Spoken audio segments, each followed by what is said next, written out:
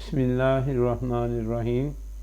अज़ीज़ तलबा व तलबात, अस्सलामु अलैकुम वरहमतुल्लाहि वबरकातुहू। फॉरेवर एजुकेशन के प्लेटफार्म पर एक नए लेक्चर के साथ हाज़िर हूँ। आज का हमारा लेक्चर जमात नहम के सबक नंबर 10 मुल्की परिंदे और दूसरे जानवर का है। इसके मुसन्निफ़ शफ़ीक़ुर रहमान हैं।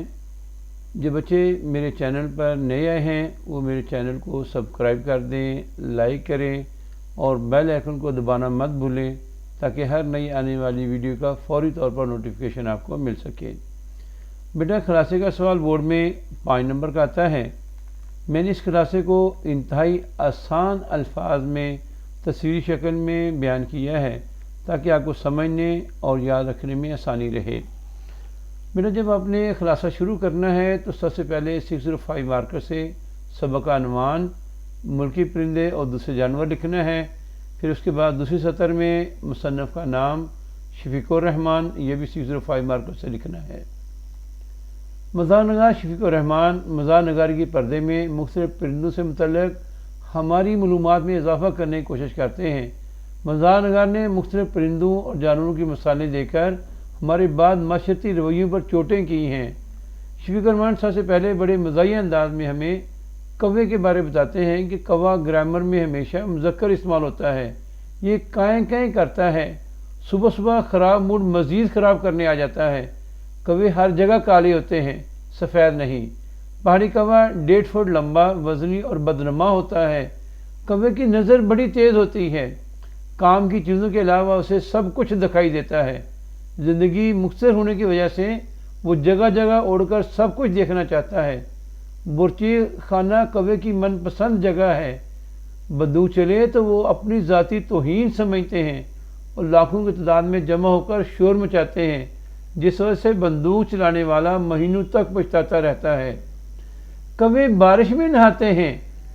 फ़िक्र माश में जितने भी दूर निकल जाएं, रास्ता कभी नहीं भूलते। अगर हमें कौवे पसंद नहीं हैं तो कौवे भी हमें पसंद नहीं करते। जब दूसरा परिंदा जिसका जिक्र शफ़ीक़ुर रहमान कर रहे हैं वो बुलबुल है।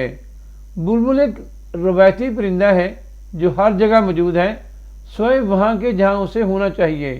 अगर आपका ख्याल है कि आपने चिड़ियाघर में बुलबुल देखी है तो यकीनन कुछ और देख लिया हुआ है।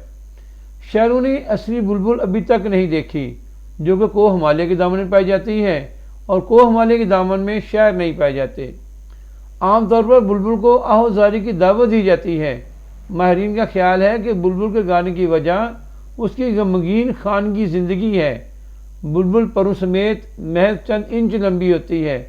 अगर पर निकाल दिए जाएं तो कुछ ज़्यादा बुलबुल नहीं बचती। इसके बाद एक जानवर है जिसका हमें तारुफ करा रहे हैं शफ़ीक़ुर रहमान, वो भैंस है। भैंस मोटी और खुशतबा होती है।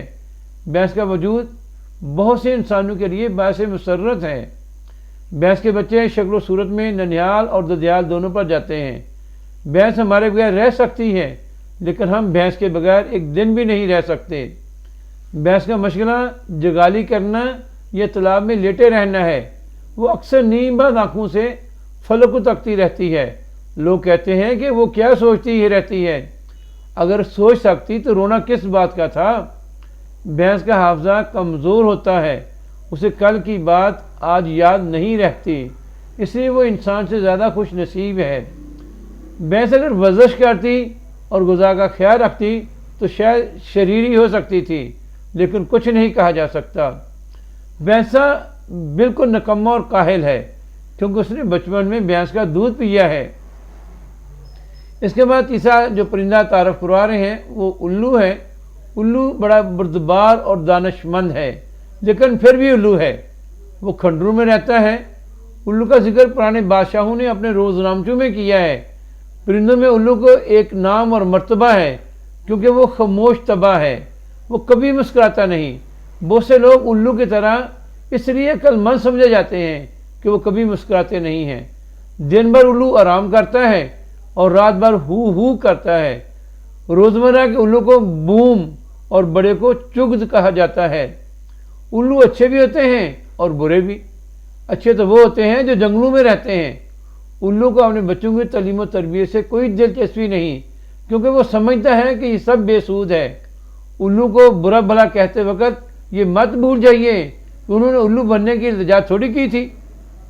इसके बाद एक जानवर है बिल्ली, जिसे हम सब जानते हैं। इसके बड़े ही मज़ाही अंदाज में विश्वकर्मा लिखते हैं कि बिल्लियों की कई किस्में बताई जाती हैं। जो लोग बिल्लियों की किस्में गिनते हैं उनकी भी कई किस्में हैं। साल भर में बिल्ली सदाई जा सकती है। अगर गलती से दूध खुला रह जाए तो सदाई बिल्ली पी जाएगी। चंद बिल्लियां सारे घर के चूहों को ख़त्म कर सकती हैं, मगर घर से चूहे ख़त्म हो जाएंगे, बिल्लियां रह जाएंगी। बिल्ली और कुत्ते की रकाबत बहुत मशहूर है। एक ही घर में साला साल रहने के बावजूद इंसान और बिल्ली अजनबी रहते हैं। उम्मीद है बेटा आप इस लेक्चर से मुस्तफ़ीद होंगे। एक नए लेक्चर के साथ जल्द हाज़िर होऊंगा।